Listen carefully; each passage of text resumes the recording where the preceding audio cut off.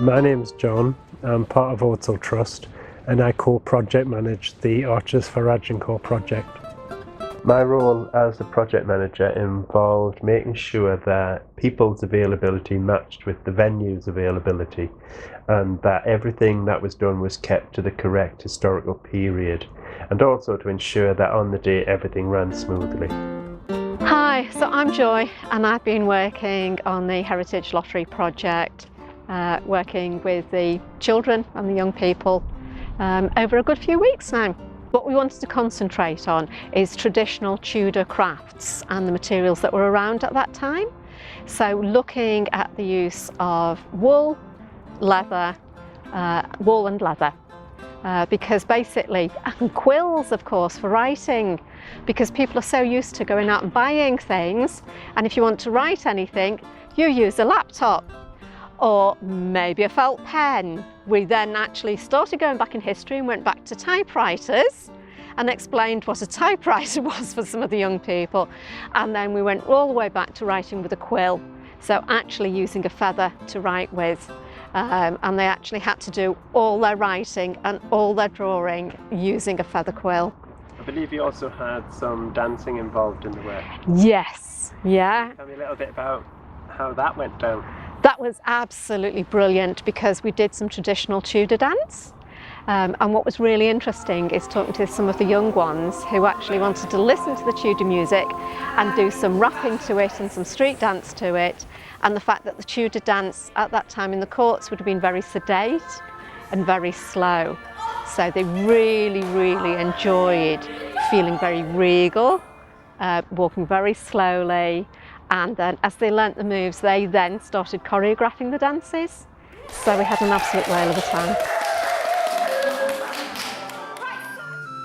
Okay, my name's Ronnie Ellis, and I worked on the project, the Battle of Agincourt.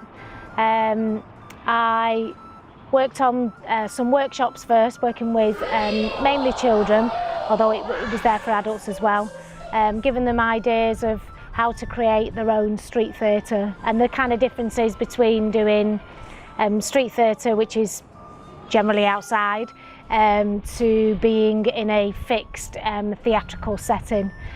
So giving them ideas about music, that they can create their own music, how they need to use the voices, obviously be a lot louder, and the fact that they might get some interaction from the audience as well. So we worked on mainly with the children with that, and they created their own stories through Aesop's fables to give them a little bit of an idea of how they can put words, music and movement into all of that. Getting a bit windy. I hope the water doesn't catch more. We had a lot of things to organise, and logistically it was a bit of a nightmare with people's availability. We had to organise things such as the hog roast. We had to make sure all their paperwork was up to date. We had to organise the archery. We had to make sure that all of their certificates, including their insurances, were up to date. We had to organise falconry, or a falconry display, again ensuring that all of their paperwork was up to date, as well as marshal and encourage the various activities going around Ordsall Hall. One of my personal favourite things was the stocks and the wet sponges. It was quite fun to watch parents and children really going for it with the wet sponges, and you could see that there was a lot of pent-up anger from parents who had suffered 6 weeks of school holiday. Another one of my favourite things was the theatre, the street theatre. Although I didn't get to see much of it, I just thought it was really well done. Maybe he's just getting into character. Yeah, funny method. Yeah. But, Can I help you? you need to work on the voice though. Yeah, and his facial features. Look mate, stick to playing the male roles, alright? Leave the ladies to the professionals. Yeah. Takes years to become a lady, you know. And my absolute favourite person on that day has to be the Grinnygogs and the singing of the Tudor songs.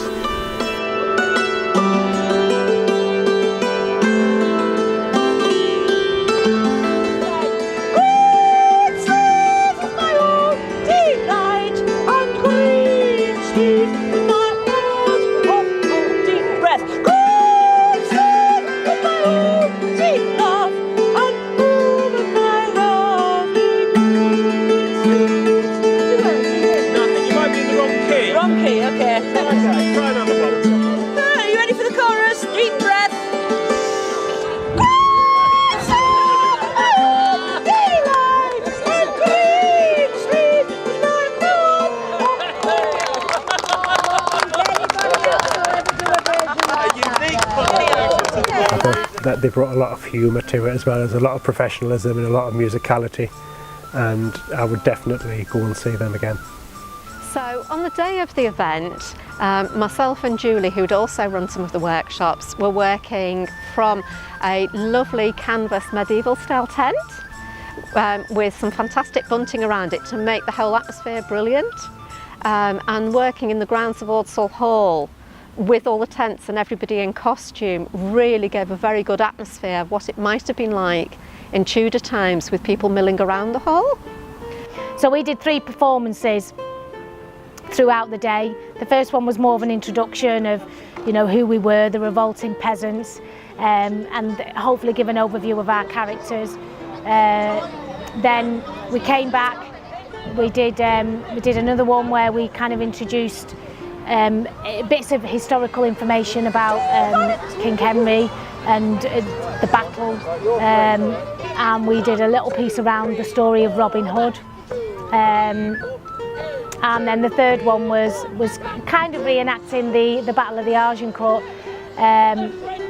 or Battle of Agincourt I should say, and then we kind of wanted the audience to be involved in that, so we got some volunteers up, and hopefully we left them happy and entertained really for the afternoon, including all the other activities that were going on.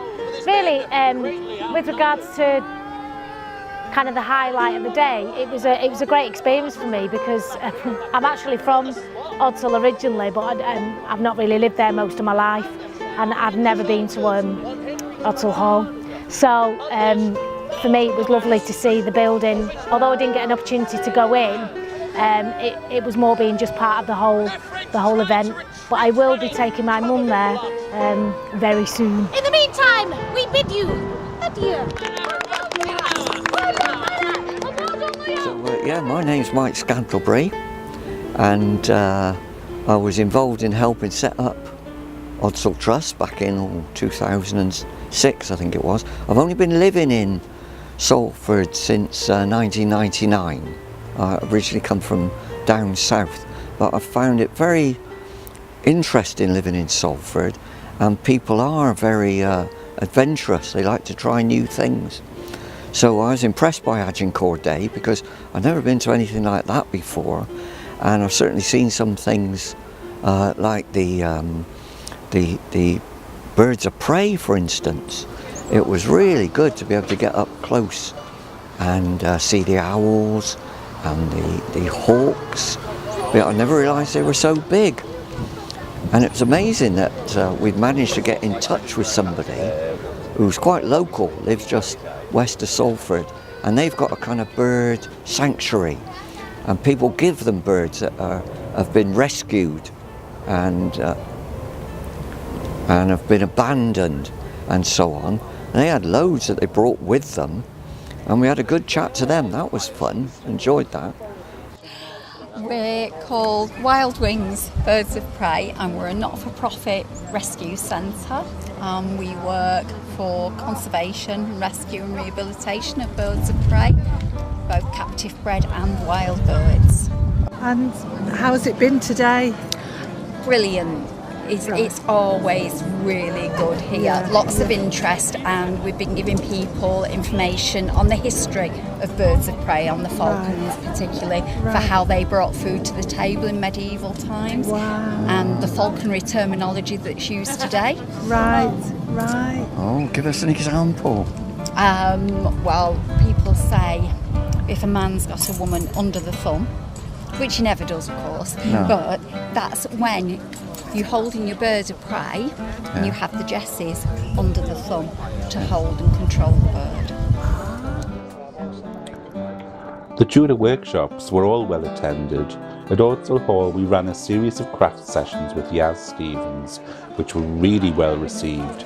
Over 150 people took part in activities such as spinning, using traditional methods and tools. A selection of colourful hand-dyed wool was available to use to spin into yarn.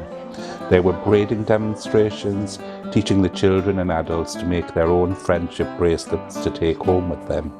They created pomanders and other sweet-smelling nosegays to ward off horrendous Tudor odours. All in all, the project and event were a huge success.